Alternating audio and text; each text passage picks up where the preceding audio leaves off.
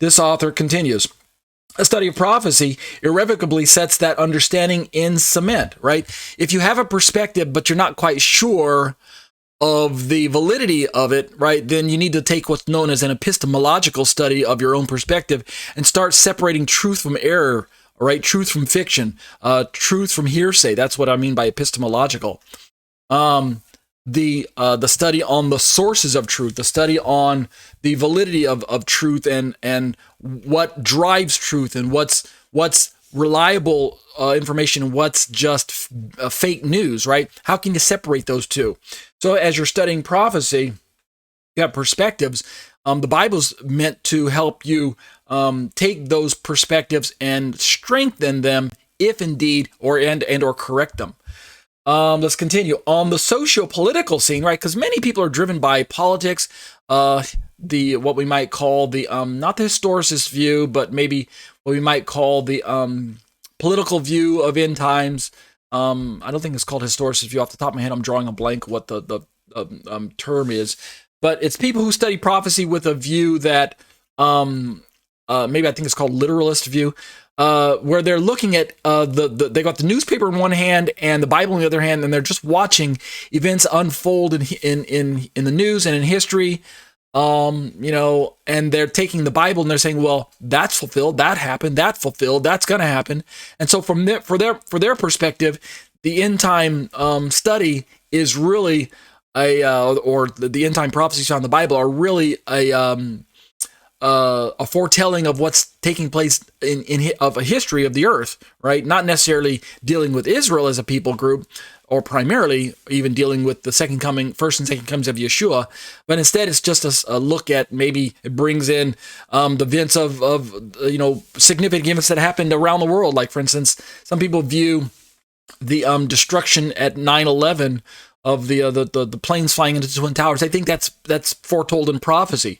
right? Part of the Great Tribulation, or I read one prophecy writer who believes that was part of the abomination of desolation spoken of in Daniel and by Yeshua in Matthew 24. That the bringing down of the towers in New York is part of end time prophecy, and that Mystery Babylon is actually New York or London or Madrid or Rome or Israel or Jerusalem or Mecca or some other a great city in the earth or something like that. So people use politics and the current headlines to drive their understanding of prophecy as well. This writer says that our world evidences an increasing move towards wickedness, right? When we're looking at social political happenings, right? It's no secret, at least it shouldn't be to Christians, that the world is spinning out of control and getting worse and worse. Evil is increasing. It's ramping up. It's getting darker and darker these days. We're becoming more and more lawless. Love itself is falling away. Yeshua, of course, prophesied these things. Paul prophesied these things. But along with that, righteousness is going to increase as the end of the world draws near. This author continues, the world isn't going to get better through education, through programs, or peace initiatives, even though those are all good things. Those are all good ideas, and we should support them to the best of our ability. We have a responsibility to keep doing our part whatever social circle that you find yourself in. If you are in politics and that's where God has called you and gifted you, then do your part and do it diligently as unto the Lord. But just know that for those of us who are solid Christians and genuine Christians, our hope is not in politics. Our hope is not in history. Our hope is not in the social moves and programs and education and peace initiatives that we find in the world today, as good as those are. Our hope is in Messiah. Our hope is in God, who's going to send his son to rescue us from the wrath of Satan that's surely going to be poured out during the tribulational period. This author continues, the moral fabric of mankind needs revolutionizing from the inside. This is a biblical perspective. Mankind thinks that he needs to pull himself up by his own bootstraps. He thinks, according to secular humanism, that he can help himself, right? Pop psychology today, which is anchored in so much New Age theology and psychology and et cetera, believes that if you just if you speak the right words, you can make your positive future happen, right? It's kind of the Norman Vincent Peale's power of positive thinking mindset that's peddled by people the likes of Oprah Winfrey and things like that. Perhaps maybe Joel Osteen kind of unwittingly falls into this camp of let's just have a positive attitude and everything will work itself out. Well, according to my understanding of the Bible and many other Christians' view of the Bible, mankind is desperately sick and wicked, and the only hope that mankind has is for a move of the Holy Spirit to move the church, which will then move society. Right? If society is going to be rescued before the end of days, if it's going to get bright and sunny before Jesus finally comes back, then the only hope is for Jesus to work through his existing body. That's the hope of society. Mankind in and of itself is bankrupt, spiritually bankrupt, washed out and washed up in sin, and has no capacity to rescue himself, even though he thinks he can. He is deceiving himself. He's deceived, right? Read the first and second chapters of Romans all over again.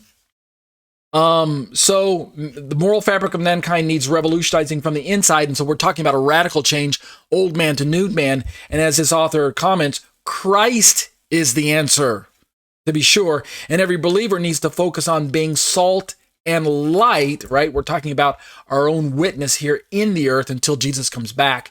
We need to be salt and light in the world. That's the hope of mankind, is God working through us. It's Jesus in us, right? Jesus is the answer, but he's not just going to come back to earth and say, get out of the way, church, let me fix everything myself. No, like the old Christian group from 30 or so years ago, Whiteheart saying, we are his hands, we are his feet, we are his people. Christ works through us. God works through us. Even as we're going to find out when we read through the book of Revelation, even though it's the revelation of Jesus Christ to his servant John, right? The book is the revelation of Jesus. It's not the revelation of John. It's the revelation of Yeshua, the Messiah. But as we're going to find out, Yeshua dictates a lot of it directly to John, like the first few chapters with the 7 churches. But then Yeshua relegates a lot of the dictation to various angels and creatures in heaven, the seraphim and things like that, the 4 living beasts. They start telling John about what's going on, and yet it's still the revelation of Jesus. And ultimately, it's the revelation of God the Father's dealings with mankind as the kingdom of God approaches planet Earth in eternity. And yet, the point I'm trying to make is that there are what we might call a delegation of information being utilized in the book of Revelation. Agency is going on where God dictates it to one person, they tell John, and John writes it down. So let's continue with this author's answer. Biblical prophetic literature, however, clearly indicates that things won't get much better until Christ comes again. So that's another motivation to be studying prophecy. If you're sick of the way the world's running, if you're sick of politics out of control, if you're sick of all the social injustices that are just spinning out of control, if you're sick of all the decadency and the rich getting richer and the poor getting poorer, if you're sick of all the social unrest, the religious confusion, the religious unrest, the martyrdom done in the name of religion, right? This religion is killing that religion, and this religion is killing these infidels, and blah blah blah.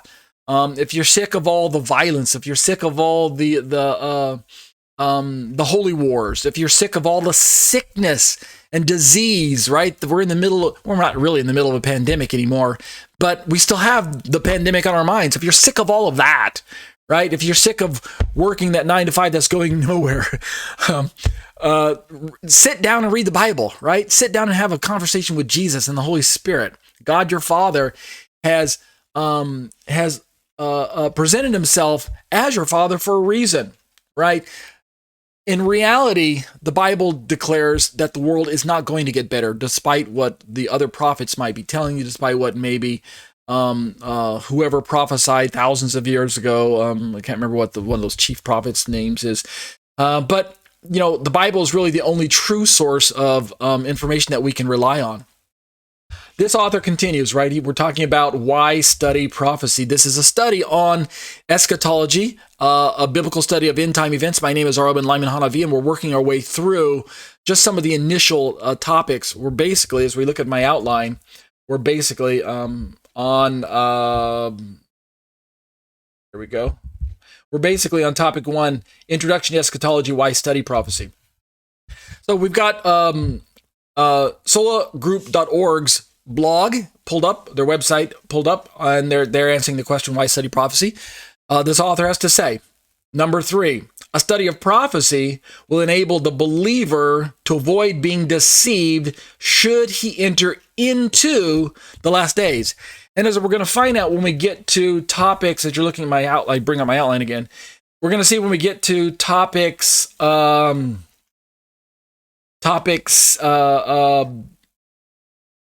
8, 9, and 10, where we're talking about specifically the rapture and things like that. And I may move those topics up in front of the Book of Revelation's topics. I haven't decided that. I'm not quite sure. The Book of Revelation itself is driving the entire study, but where do I put that topic? But we're going to find out as we're kind of zeroing in on rapture that there are different viewpoints and different perspectives from Christian views as to, well, I'm not going to even go through the rapture, to, well, I'm going to go through half of it, to, well, I'm going to go through all of it, to, well, I'm going to go through the rapture, but or go through the tribulation. I'm sorry, I don't mean to go through the rapture. Go through the tribulation, but I'm only going to go through a certain part of it, or I'm going to go through all of it, or God's going to rescue me from all of it. I don't have to go through any of it, And based on which perspective, it's going to enable you to avoid being deceived, right? So, for instance, if you're of the perspective, if you're a pre-tribulation, pre-millennial Christian, that's one of the more popular views in evangelical Christian circles, and it simply means that Christ's rapture is going to take place prior to the 7-year tribulation. That's what it means by pre-tribulation. And at the end of 7 years, Christ is going to establish his millennial kingdom. So you're going to be raptured out of the earth. You're going to be taken into heaven to be with Christ, with Yeshua, prior to the tribulation and prior to the millennial 1,000-year period. And so that's what pre-tribulation means. But what if you're wrong? What if your perspective is challenged and it comes to be, what if you wake up one day and you find yourself in the tribulation? Now, how would you know that? Well, we're going to talk about that later on. I think there is a way to know. But what if you find out that you're wrong? You wake up as a Christian and you find out that the tribulation has started, the 7-year tribulation has started, if you think there is 7 years of tribulation, if that's your perspective. You wake up, you're in the middle of the tribulation, you didn't get raptured, but you know you're a believer. Well, how will you avoid being deceived by the events of the tribulation? And trust me, it's going to be the greatest tribulation. It'll be the greatest bad stuff that has ever happened, according to numerous Bible verses. It's the worst of the worst that God has saved for the last, for the end days. How will you avoid being deceived? Wouldn't it have been better if you could have had a perspective that prepared you for the possibility that you could be going through the rapture, and that you took that view seriously and said, I hope they don't have to go through everything, but what if I do? I need to be prepared just in case. That's one of the answers to this particular question about why we should study end-time prophecy. This writer says, in the context of what we call Olivet Discourse, which is simply the passage found in Matthew, Mark, and Luke. I don't think it shows up in John, if I remember last. Matthew 24 and 25, Mark 13, Luke 17 and 21. I'm drawing these from memory, by the way. I think those are right. But these are where Yeshua is having this discussion about the end time events with his disciples on the Mount of Olives. That's why we call it the Olivet Discourse. This author reminds us that this end time teaching by Christ in Matthew 24, that's the primary one, the first one, the one that is actually a longer reading of the Synoptic Gospels. He reminds us that Jesus begins this teaching with this particular warning, quote, "See to it that no one misleads you," end quote. Right? So we have to study end time prophecy with a view towards end time events, even if you're a full preterist where you believe that everything's been fulfilled in 70 AD and that none of the book of Revelation pertains to today, you still have to contend with the possibility, right, that you could be wrong. and that Yeshua still warned us that see to it that no one misleads you. Because if Yeshua's warning in Matthew here didn't all get fulfilled in 70 AD like full preterists believe that it did, if indeed there are end time events that are still yet to befall planet Earth and are going to impact not just unbelievers, but going to impact Christians, then you owe it to yourself to be somewhat familiar with some of the other perspectives out there, because you just might find yourself in the tribulation. And if not, like I mentioned earlier, as a Christian, if you've got unsaved loved ones that you know are going to be left behind, right? A little nod to Tim LaHaye's books, that are going to be perhaps left behind when the rapture takes place, quote unquote, then you owe it to yourself to help them be prepared. I mean, what, are you just going to abandon them, throw them under the bus and say, oh, well, too bad, so sad, you ain't being raptured like me. You're going to be, quote unquote, left behind, like Tim LaHaye teaches. All right, let's keep going. This author talks about how that Paul, in his instructions to the Thessalonians, right? I mentioned 1st and 2nd Thessalonians. Those books are both primary when it talks about resurrection of the dead, rapture of Christ, things like that. Paul echoes Jesus when he says, quote, let no one in any way deceive you. So, again, these words are primarily given to the saints, to believers, to the brothers, right, Christians, about being deceived. But if we are indeed going to go through a significant portion of the tribulation or all of it, then as believers, God left us here for a reason. If indeed we're going to go through certain parts of that, then we need to be prepared, because the deception that's coming our way is not going to be something you can simply dismiss out of hand. We're going to find that there are passages that warn us. There's a reason why God warned us. There's a reason why Yeshua told us, be on your guard, right? Don't be asleep. You need to be awake. You need to be prepared. You need to be alert. Because the coming of the Son of Man is going to be like a thief in the night for those who are unprepared, right?